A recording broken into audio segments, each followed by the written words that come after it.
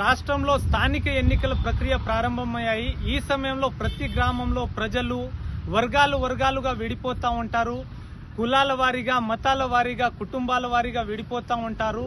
ఒక కుటుంబం ఒక వ్యక్తికి, ఇంకో కుటుంబం ఇంకో వ్యక్తికి మద్దతు ఇవ్వడం జరుగుతుంది. దీనివల్ల చిన్న చిన్న విషయాల్లో కూడా గొడవ జరిగే అవకాశం ఉంటుంది.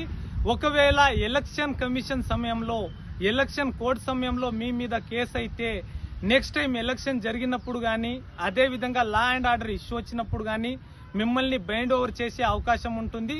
అదేవిధంగా మీ స్వతంత్రాన్ని హరించే అవకాశం ఉంటుంది. కాబట్టి దయచేసి గొడవలో పాల్గొనకండి. అదేవిధంగా నిరుద్యోగ యువతులు కూడా స్థానిక ఎన్నికల్లో చురుగ్గా పాల్గొంటారు.